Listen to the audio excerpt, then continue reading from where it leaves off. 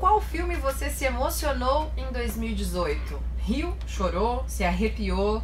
Está na expectativa para quais lançamentos de 2019? Bom, nosso espaço agora é para falar sobre filmes e séries, e por isso ela já está aqui desfilando no nosso tapete vermelho. A de longo, não. De longo, olha que produção! Flávia Guerra, colunista da Band, especialista em cinema. Seja muito bem-vinda, Flávia. Obrigada. Bom, a gente tem esse espaço aqui para falar sobre a nossa retrospectiva, né, dos filmes, das séries. É um assunto que interessa, eu acho que a grande maioria dos nossos ouvintes. Quantos filmes você viu em 2018, hein, Flávia? Mas eu acho que um por dia, se a gente fizer a conta geral, eu vi. Pois é, porque como que você faz essa adaptação, né? Você tem que acompanhar os principais lançamentos. A gente sabe que na rotina, na correria do dia a dia, você tenta fazer esse exercício de assistir um por dia, acumula tudo pro fim de semana. Como é que você inclui na sua rotina?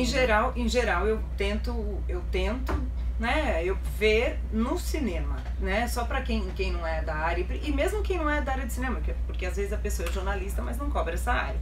Como é que funciona? Com o cinema funciona assim, a gente tem o que a gente chama de cabine de imprensa.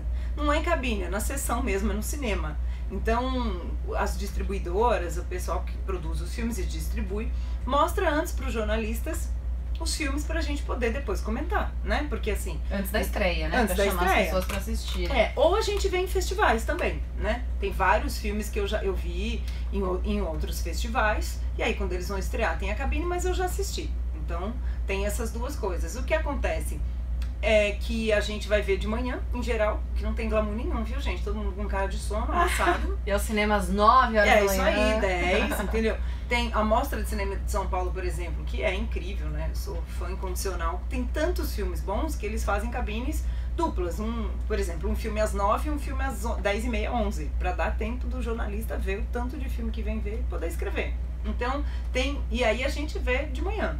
Já tem também alguns filmes que hoje em dia se trabalha com links, quando são filmes que, por exemplo, vão direto para o streaming, né? Tem filmes que vão direto para o streaming, então a gente ganha um código para assistir. Isso também acontece com séries, para poder falar, né? E como série não passa no cinema, algumas séries têm sessão no cinema, que vale até a pena, né? A gente assistir na telona.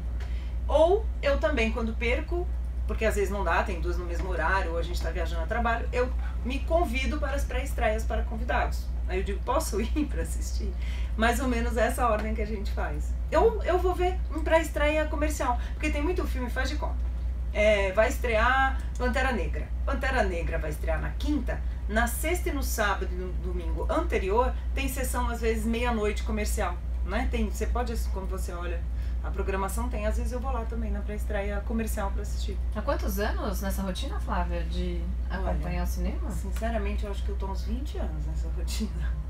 Porque desde que eu tava na faculdade, eu já gostava de cobrir cinema, de escrever sobre cinema, já como ninguém nem sabia quem eu era, fazia o Jornal do Campus, eu fiz ECA, né? Na USP, tem o Jornal do Campus, eu já ia pelo Jornal do Campus, cobria mostra, tá?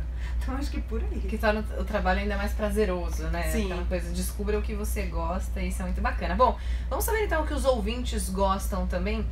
Você falou das séries, né? Antes da gente entrar então no quesito filmes, quais foram as principais séries de destaque em 2018? Cada vez mais as pessoas, né, acompanhando, você vê às vezes alguém não quero nem sair de casa, não quero encontrar o compromisso porque eu quero ver a série, ou marcando, né? Eu já vi casal que brigou, porque o casal falava assim, me espera pra gente assistir aquele episódio hoje. Claro. Aí ela não chegou, ou ele não chegou, e o outro assistiu sozinho. O quê? Mas você não me esperou, a gente tem que ver junto. Eu já vi um sketch de humor que era isso, assim, onde você tava? Não, amor, eu tava no bar, bebendo. Mentira, você tava vendo série. Tá uma onda. Olha, particularmente, assim, não só eu, mas as minhas preferidas desse ano, com certeza é a segunda temporada do Handmaid's Tale, né, que em português é o Conto de Aia, que eu acho que é uma história incrível, ela é assustadoramente possível, no sentido, claro que ela é um exagero de uma realidade, né, uma ficção científica meio retrógrada, né, quem assistiu sabe o que eu tô dizendo, mas é incrível como o mundo passa por um momento em que muitas das questões que o Conto de Aia, que é o livro, né, da Margaret Atwood, trata, a gente está enfrentando. Então, assim, piscou, a gente perde muitas coisas conquistadas. Então, é uma série que, e não só porque ela é incrível no roteiro, eu amo a atriz, a Elisabeth Moss, É uma série que fala muito da condição da mulher e é muito boa. A história, eu acho que é uma bela história. A segunda temporada é mais sombria, tem muita gente que sofreu pra assistir, mas eu acho que é uma das minhas preferidas do ano, com certeza. A gente teve também, quer dizer, a gente não teve, né? A gente teve a espera pelo Game of Thrones, a nova temporada, que já vem aí. E teve uma também que é bem, essa série, pra dizer o mínimo, ela é bem louca, mas eu gosto muito, que é o Westworld. A segunda temporada também esse ano. Quem não assistiu ainda Westworld, assista, porque é outra ficção científica que fala muito da natureza humana. Eu gosto demais de séries assim, que você acha que é só uma história, mas tem um subtexto ali que... E o 13 Reasons, que continua, né, em alta para os adolescentes, eu acho que é muito importante essa série. Que traz um assunto para uma discussão importante também, exatamente, né, suicídio. Que dá um passo além, né, segunda temporada. Eu vou lembrando de outras, assim. Eu tô só falando das minhas preferidas. A gente vai trazendo e as aqui. Suas? Nós temos as indicadas ao Globo de Ouro, a gente vai falar também daqui a pouco, né? Por exemplo, as indicadas a melhor série drama pro Globo de Ouro: The Americans, Bodyguard, Homecoming, Killing Eve e Pose. Todas, eu não vi todas. Algumas ainda não chegaram no Brasil, né? Então a gente fica esperando, por exemplo, o Handmaid demorou quase um ano pra chegar. Demora, né? Mas eu acho que são... E olha, são séries de dramão, né? Drama bem construído. O The Americans é sobre um casal russo que se faz passar por americanos, daí o The Americans, e eles são espiões russos em plena Guerra Fria. O tratamento de direção de arte dessa série é incrível. Parece realmente que você tá na época da Guerra Fria. É maravilhosa essa série. Você falava em um ponto da conversa aí sobre a história que tá em livro, que leva depois pro cinema, né? Qual que é o principal desafio? Porque quem sempre lê o livro primeiro e depois assiste ao filme, né, a série, é claro que nunca acha igual e sempre vai achar o livro mais completo, isso é óbvio, né? E fora que a gente desenvolve na nossa imaginação enquanto tá lendo, você visualiza os personagens. Qual que é o maior desafio e você acha que os filmes e as produções estão ficando cada vez mais fiéis às histórias dos livros? Eu acho que depende, assim, porque quando a gente fala que foi fiel ao livro, é porque a história, a narrativa, né, o que acontece, A mais B mais C, é igualzinho. Aí é fiel, né, é nesse sentido. Eu acho que algumas estão sim, outras não, né, por exemplo, Game of Thrones, as 2 últimas temporadas foram escritas libertariamente, aí não tem, nem livro tem ainda. Já outras, elas pegam o principal, porque, por exemplo, num livro, eu escrevo roteiro também. Então, eu tenho esse desafio o tempo inteiro, essa angústia, que é, o livro te dá a oportunidade, a literatura, de digressão. Você pode começar a falar, faz de conta, vou falar de uma festa. Você pode falar como estava cada coisa da festa, que a pessoa estava usando um anel assim, a decoração. E o que você achou aí, que aquele anel te lembrou da sua mãe, que ganhou da sua avó e que voltou. E aí você volta, passa 3 páginas na digressão que fala muito da história em si também, de quem é, né, o personagem. E aí o fato. E aí eu fui lá e falei, que anel lindo, sei lá. O roteiro escrito, não estou nem dizendo o filme, o roteiro não tem isso. O roteiro é, Flávia falou, que anel lindo. A pessoa respondeu, que anel não sei o quê. E faz uma linha que a gente chama de rubrica. O anel lembrou o Flávio. Não pode ficar fazendo isso, vira literatura.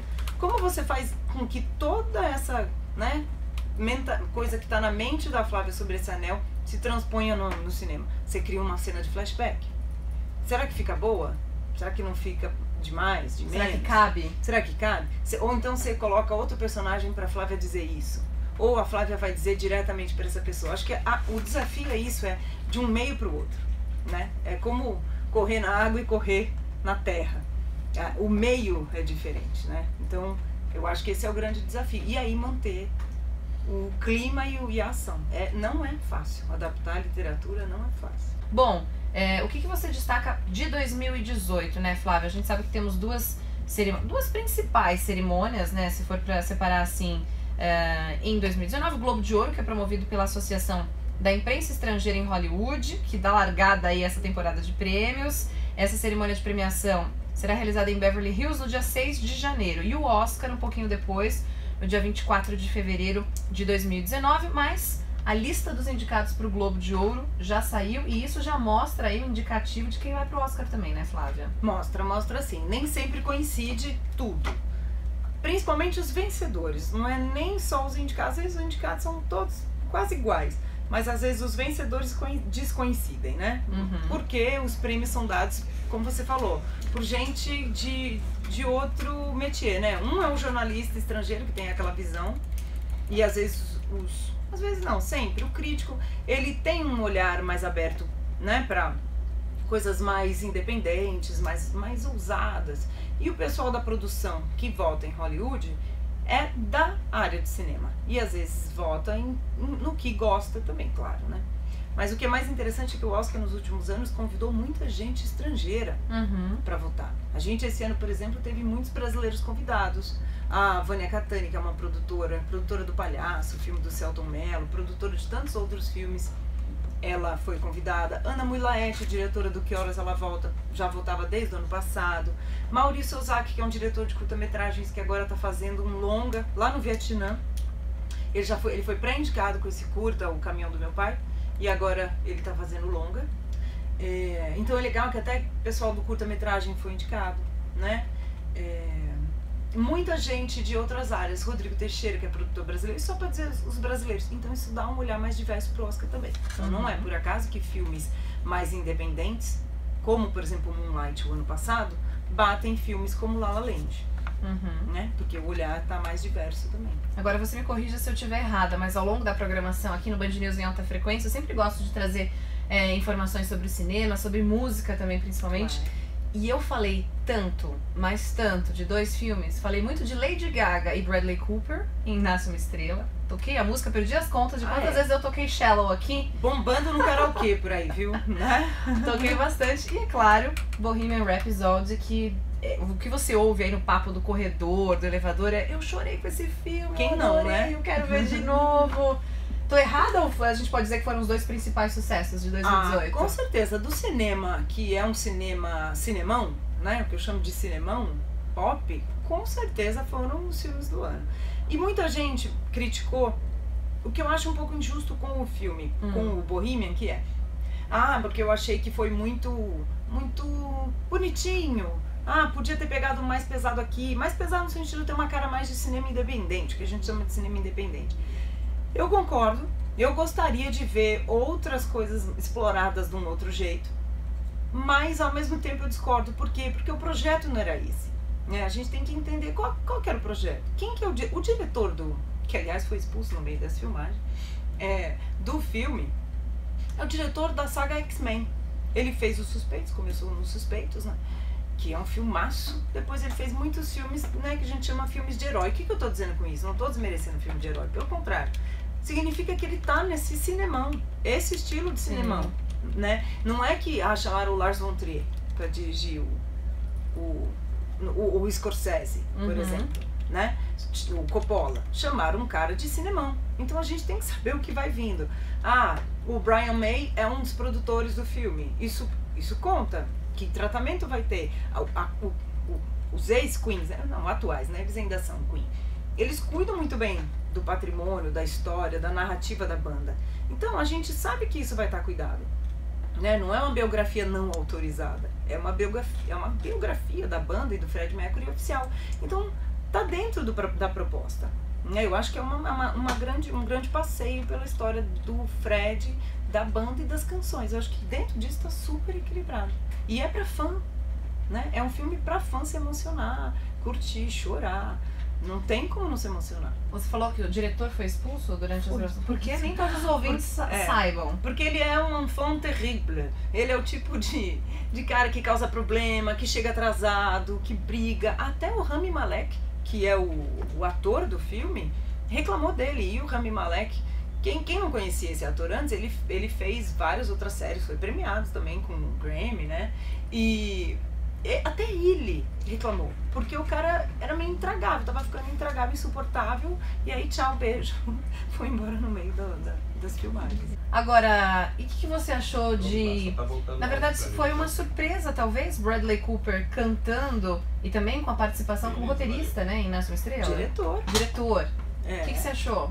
Eu achei que ele foi bem, assim, ele é ator, né? É o primeiro filme dele dirigindo, acho que ele foi super competente. Eu gosto do filme. Eu gosto do filme.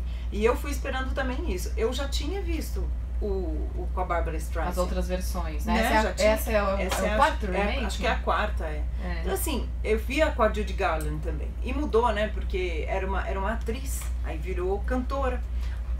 Claro que eu prefiro o da Barbara, mas acho que é porque é o primeiro que eu vi.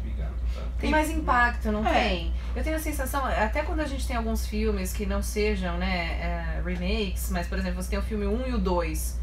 O 2 nunca é tão legal quanto o primeiro, porque acho que a gente já chega com uma certa expectativa, né? E comparar é inevitável também, claro. Né? Só De Volta para o Futuro, né, o segundo. Ou Guerra nas Estrelas, né, a primeira. Claro, tem as exceções, né? Mas na maioria, exato. A gente já chega com aquela expectativa. Mas eu gosto, eu gosto da Lady Gaga, eu acho ela... Eu não sou das fãs, não sou geração que ama e idolatra a Lady Gaga, mas eu acho ela uma boa artista pop. Ela tá muito bem no papel, no filme, assim, e gosto dela de cara lavada, né? E depois, aliás, essa cara lavada aí, Lady Gaga e Johnny Depp, pra mim, são os dois artistas mais camaleões que existem no mundo. É impressionante, você às vezes não reconhece, né? Você vê um deles no filme e fala, mas quem é esse?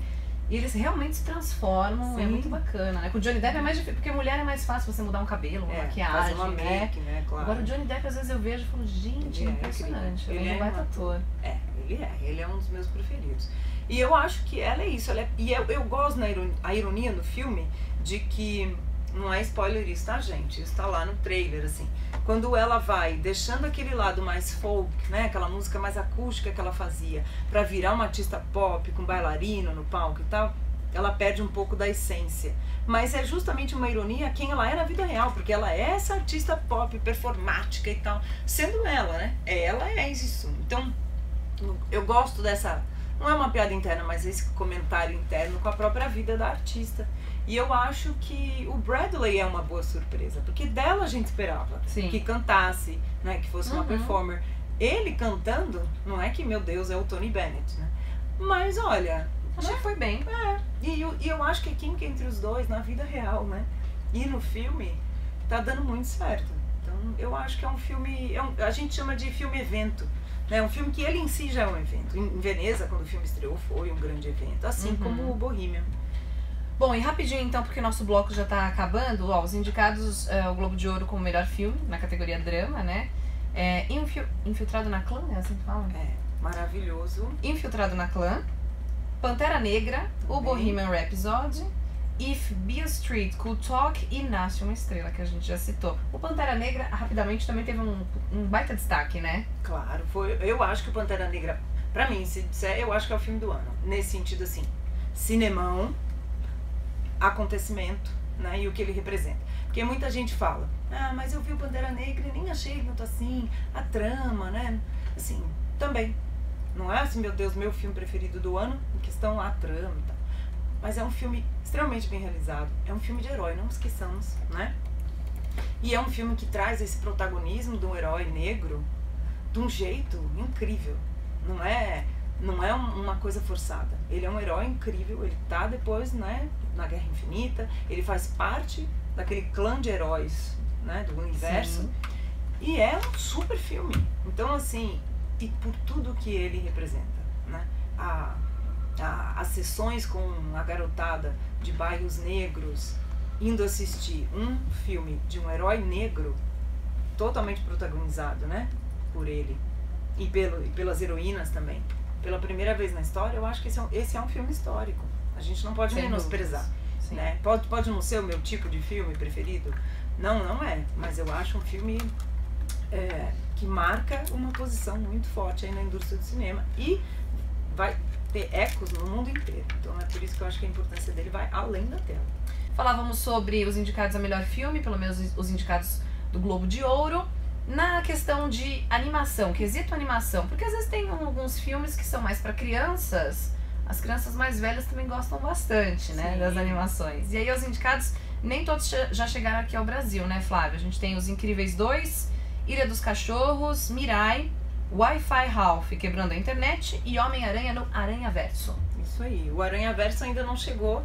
Quem assistiu o último, né, Homem-Aranha não, o Venom, né? Que vem do universo do Homem-Aranha, mas no filme não tem nenhuma. Que não fez nenhuma. muito sucesso, né, o Não, Venom. não Eu acho que o fez. pessoal foi com uma expectativa e falou, é meio que um plano B, filme, né? O Venom ficou no meio do caminho, né? Porque quem é fã dos quadrinhos sabe que o Venom, nos quadrinhos, ele era vilão. E ele abduzia, vamos dizer assim, o Homem-Aranha, né? E no filme foi diferente, né? E aí ele tem uma saga só dele. Mas lá no fim dos créditos, tem uma palhinha, assim, acho que 2, 3 minutos do Aranhaverso. Quem assistiu e ficou até o final sabe, já chega e é bem pro público juvenil. Não sei se é infanto-juvenil, mas acho que dá infanto-juvenil. O Ralph, né, o Detona Ralph, que tá quebrando tudo também. O Ilha dos Cachorros é pra adulto, né? É um dos filmes que eu acho que funciona muito mais pros adultos, que é do Wes Anderson, que é um diretor que eu adoro, que tem um cinema muito particular, as cores, as palhetas de cores, né? Ele fez o Grande Hotel Budapeste, né? Fez os Excêntricos Tenenbaums, ele fez o Mr. Fox, que já era também animação com um grande elenco fazendo as dublagens, e esse também traz isso aí. Gosto. Qual é e Os Incríveis 2, que aí é uma graça, é muito... Que é incrível, com perdão do trocadilho. Exatamente. Eu acho que tá mais pra Incríveis 2, porque é sempre aquela coisa, né? Esse estúdio sempre manda muito bem, Pixar demais. Traz uma história legal, é pra toda a família. E ao mesmo tempo não menospreza o público infantil, e os adultos também, né, se divertem. Eu acho que tá meio pra eles aí. Vamos ver. Lembrando que o Globo de Ouro é o voto dos jornalistas correspondentes. Pode ser que vá para um mais independente. E o Oscar fique com Os Incríveis, a gente nunca sabe. E aí, Flávio, algum palpite? Eu acho que vai dar Shallow.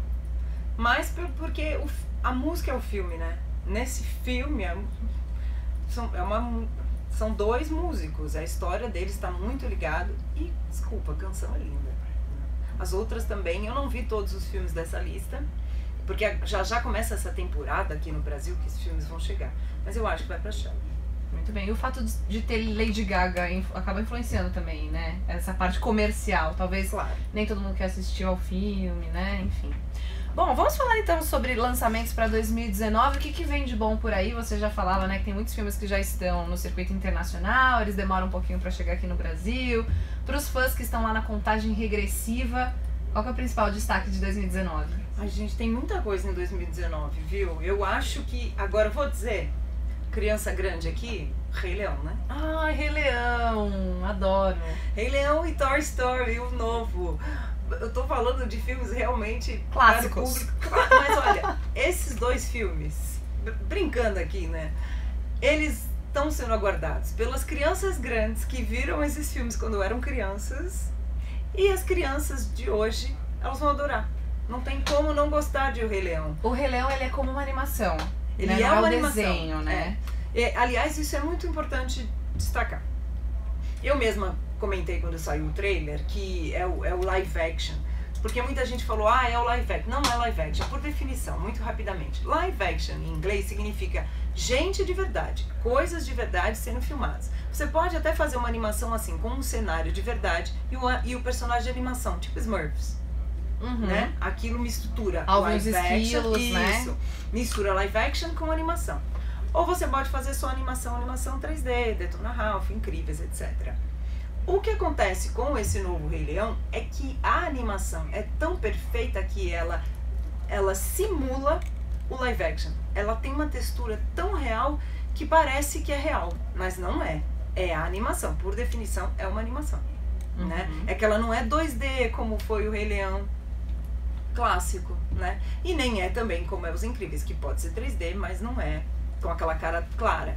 E é maravilhoso. Mowgli já trouxe tipo, isso, né? É isso que eu ia falar, Mowgli, ou mesmo na série Crepúsculo, né? Quando os lobos aparecem, exatamente. Você fica olhando aí e você fala, mas é um lobo de verdade ou não? Tá muito bem feito, né? E como A Vida de Pi, lembra? Que era um tigre, aqueles animais. Aquilo não é real, obviamente. E o ator do Mowgli é real. O ator da Vida de Pi, sim. Mas os animais e todo o resto não, né? Tem aquelas técnicas de CGI, dos points que se colocam, né? Quando é, por exemplo, o Planeta dos Macacos, né?